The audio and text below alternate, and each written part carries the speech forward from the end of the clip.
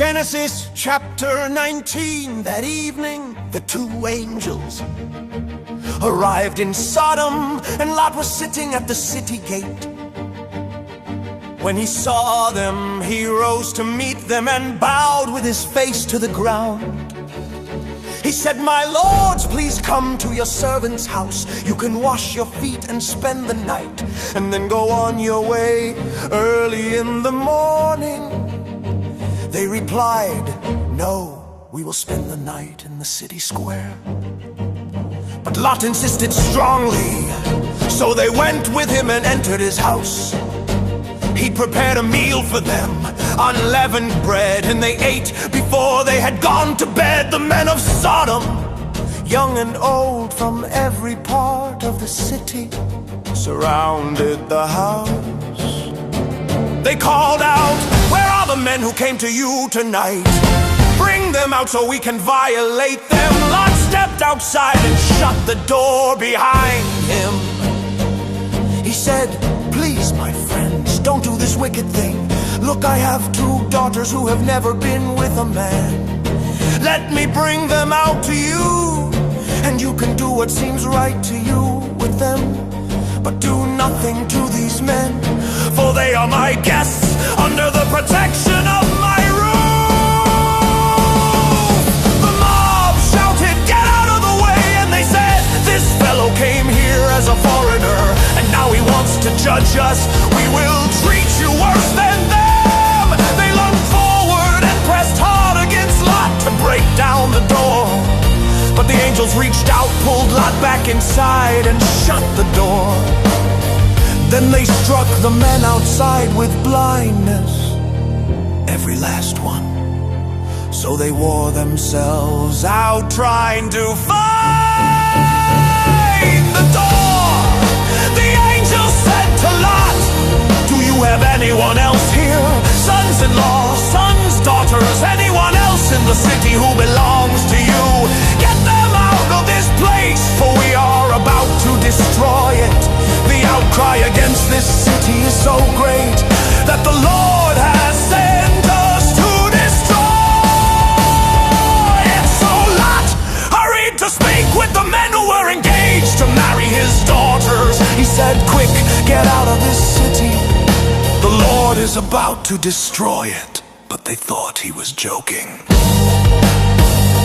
At dawn, the angels urged Lot, "Hurry, take your wife and your two daughters who are here, or you will be swept away in the punishment of the city." But Lot hesitated. So the angels took him by the hand, him, his wife, and his daughters, and led them safely out of the city, for the Lord had mercy on them.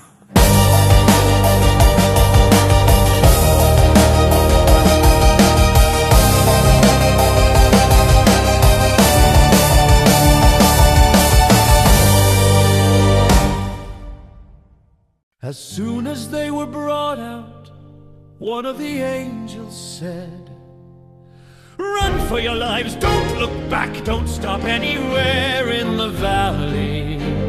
Escape to the mountains or you will be swept away." Lot replied, "No, my lords, please.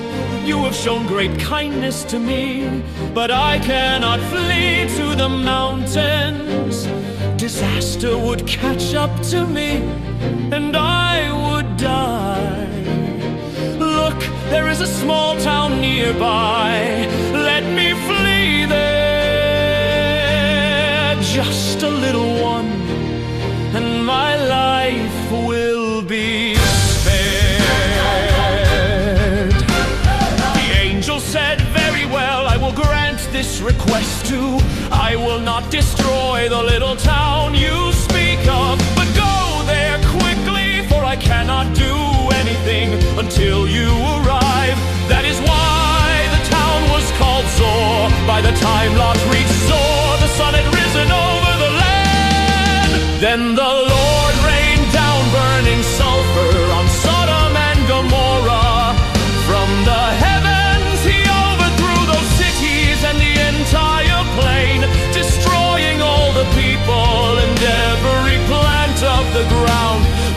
Lot's wife looked back as they fled, and she became a pillar of salt.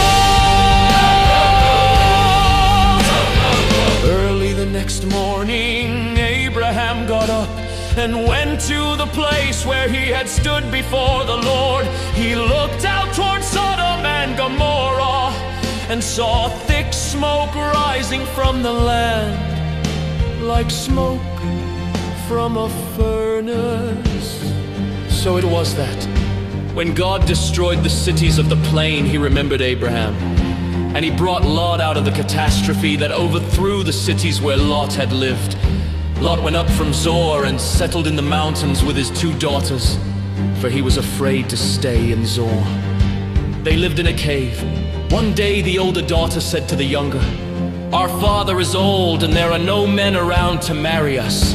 As is the custom everywhere, come, let's get our father drunk with wine and sleep with him, so we can preserve our family line."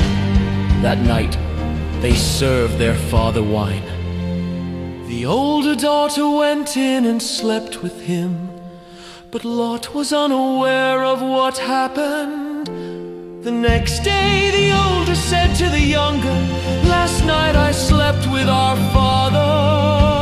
Let's get him drunk again tonight, so you can do the same." So they gave their father wine again. The younger daughter went in and slept with him. Lot did not know when she came or when she left. Both daughters became pregnant by their father.